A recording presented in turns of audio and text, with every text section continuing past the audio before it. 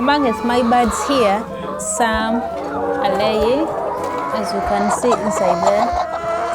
Some are laying, while some are just here eating without giving me a single egg. The challenge is, in a housing system like this one, the deep litter system, it's actually very difficult to tell which one is laying and which one is just free loading without giving me a single egg. The issue is, you can't deny these chickens feeds because they have to eat whether they are laying or they are not laying. And if you continue feeding chickens that are not productive, it's going to cost you when it comes to feeds, because at this point you may assume that now the birds have started laying, they have to be buying their own feeds. So if they continue eating without giving you eggs, it means the cost of production is going to go high while the productivity remains very, very low. And we can't continue like this. And as you can see, it's very difficult to identify who is laying and who is not laying. How I wish this was battery cage system. It would be super easy. Let me explain why. In a battery cage system, it's very easy because you have cells, and in each cell there is 3 chickens. So at the end of the day, you expect at least 3 eggs to roll down the tray when the laying time is done.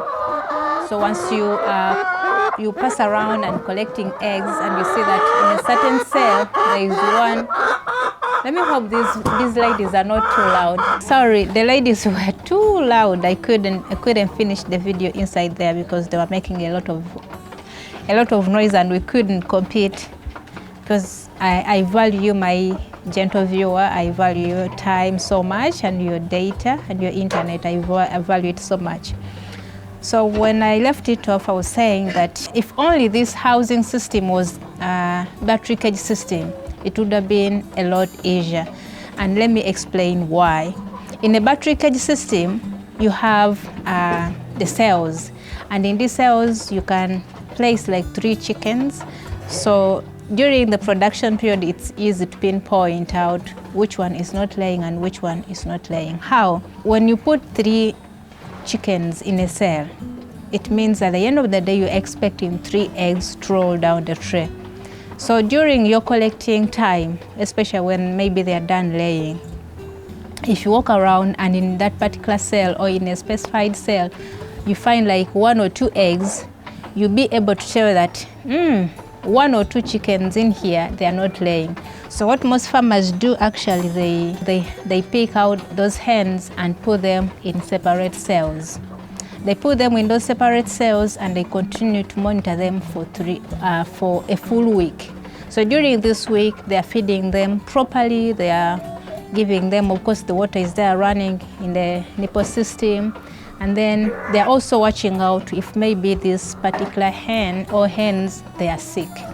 So after 7 days of trial, and these chickens are not laying and neither are they sick, what they do is they cull them off, or they cull her off. Simple, right?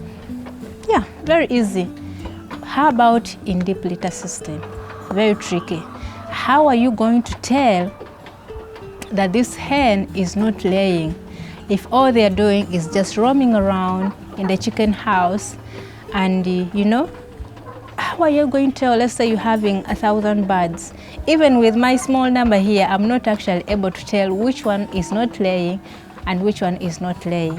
Why is that so? Because sometimes you walk in there and you find the eggs, some in the nest boxes, and some on the floor, and some even on top of the patches. The way I built my patches, there is a covering, so it's a flat covering. So some even lay on top of those laying boxes, and some they even lay under the litter. So how in this world am I to tell that this is the hen that laid this particular egg? I'm not able to attach or to tell that this egg has been laid by this individual hen. I'm not able to tell that because the hens are all mixed up. They are all moving around and around. It's very difficult. Besides, research says that a hen, even a hybrid hen like our commercial layers, they can't give you 7 eggs in a week. On average, they lay between 5 to 6 eggs a week.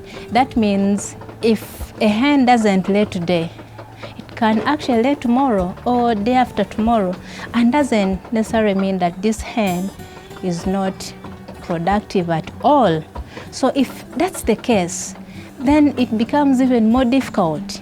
You know, you can't tell that maybe I have 10 hens and maybe today I've received 8 eggs and maybe 2 hens are not productive. You can't determine by that. It's complicated. But also the other issue is, in the deep litter system, out of the eggs that you collect every day, just know that between 10 to 15% are floor eggs. These are eggs that are laid by hens just around the chicken house, on the floor, under the litter, like I mentioned earlier. And some of these eggs are actually vulnerable to damages. And once an egg is damaged, it means the others are going to come and eat that egg.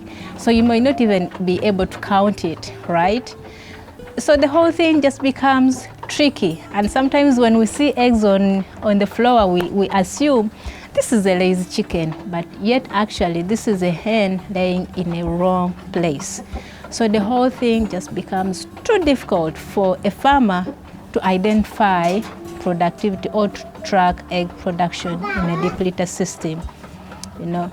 So how can we, you and I, how can we really identify a nanny layer from our flock? Because you can't continue feeding a hen and it's not giving you production. We all know once our hens start laying, we'll be relieved of certain burdens. We are also expecting some profit, but if it's not the case, then we have to do something. So there are key physical signs that we can use to detect that this hen is a nanny layer. One of them, a good layer, usually has this bright red comb and wattles. You should look right now. If you're in your poultry farm, if you're watching me from your poultry house, you can just look around and see. So if you can see that hen with bright red comb and wattles, then that's one super sign that this is a layer. The other thing is when a hen is laying, its vent is usually moist and wide compared to that one which is not laying.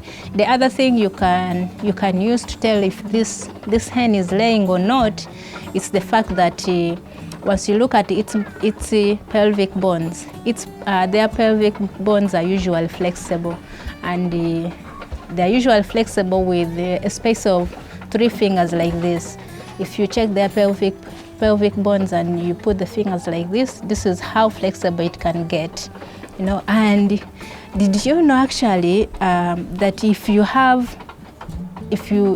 want to identify nanny layers from layers, if you go inside your chicken house and look at these hens, I had to do this myself and find out. Over time, these layers, you know, apparently, you know, it's not something maybe I've confirmed, but apparently, if you walk inside your chicken house, you will find that a hen which has been laying, it has lost its yellowish color, both on the beak and on the legs. Why? Because this yellow pigment is being deposited into an egg to form the yolk. So when we compare that to our nanny layers, their combs will be a bit small, pale, or shriveled. And then when you check their vent, it's usually tight and dry. And when you check their pelvic bones, they are too close. They are close to each other to the extent that maybe there will be a finger apart. The other ones we say there will be 3 fingers apart. This one might even be 1 finger apart. So, and then once you check their legs and beaks, you realize that they still have that yellowish color because they haven't been depositing any pigmentation into the egg because they have not been laying. That's one sure way that you can tell. Still, physical methods are still part of the puzzle. You can do certain physical methods, for example, sectioning your chicken house So once you section this chicken house, it means you are going to group your hens into smaller groups of maybe 15, 20, depending on how big your flock is. Mostly this will do for small-scale farmers. So once you've grouped them into smaller groups of 15, 20, then you continue monitoring them for their daily production. If you consistently see a group underperforming, then you'll be able to tell that in this group, it's where the nanny layers are. The other method you can use is isolation. What you do is actually when you suspect a single hen or two or more and they may not be laying, what you do, you handle them, put them in a smaller pen, and you continue monitoring them for some time. I'll show you something that I did here.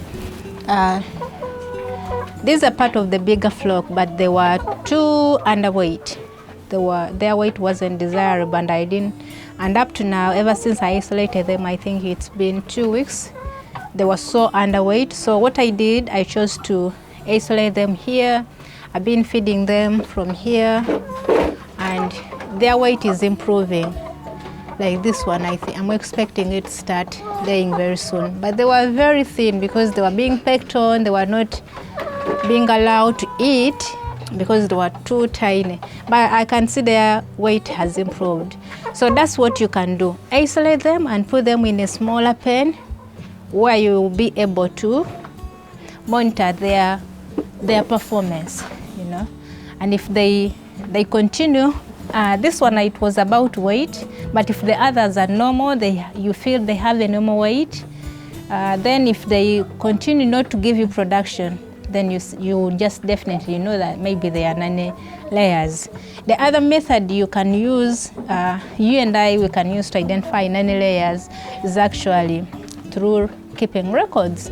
I don't know if there is a farmer who doesn't keep records.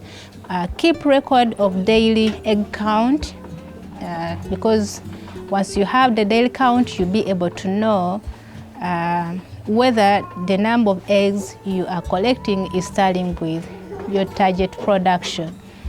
Usually, most farmers, they expect peak production to be at least, they expect 8% production at peak age. And if it's way under that, then you'll know that you definitely have nanny layers and you have to handle the situation right away.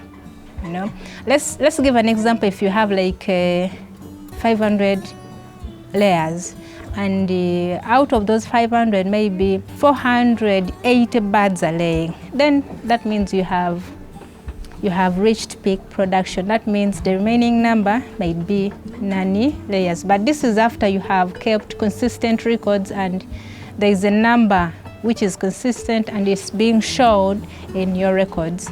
The other method you can borrow, you can try to use to identify nanny layers is by being observant.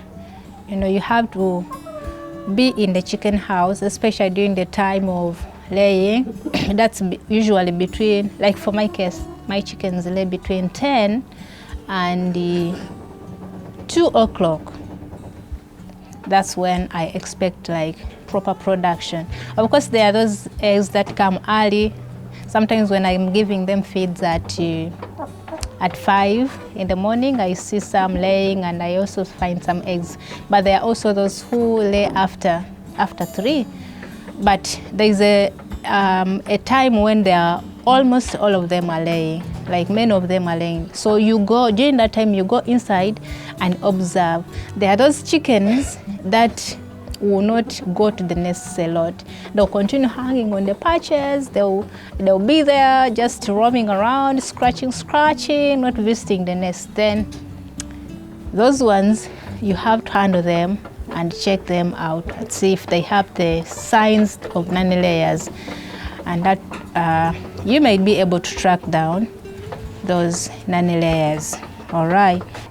If there's one thing I've learned is that don't be too quick to cull your chickens, you know, because hens might temporarily stop laying, maybe for several factors. You know, they may temporarily stop laying for several factors.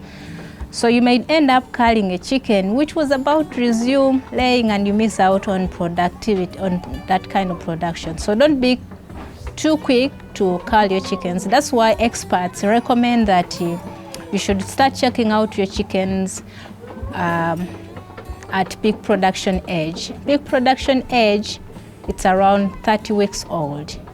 And only do it after you have confirmed consistent records. If you come up with a consistent record and you are sure you have confirmed it, that's when you can start culling off your chickens. Let's be fair, deep litter system has many advantages. The chickens exercise more, they are healthier in some ways, but it's also cheaper compared to cages. However, when it comes to tracking down productivity, it's a bit difficult. But when it comes to cages, it's easy to pinpoint. It's easy to pinpoint the non-productive birds, but at the expense of the birds' welfare and also the higher capital. So deep litter system gives you the freedom, gives you the freedom of raising your chickens freely, but it needs more skill and more patience when it comes to tracking down egg production. So what's the way forward? Here is a simple, workable, plan that may work for the small scale poultry farmers who do not have that much capital to do cage system, but us who also make some mistakes, because there is no one who makes more mistakes than a small poultry farmer, a small scale poultry farmer. So this is a workable plan.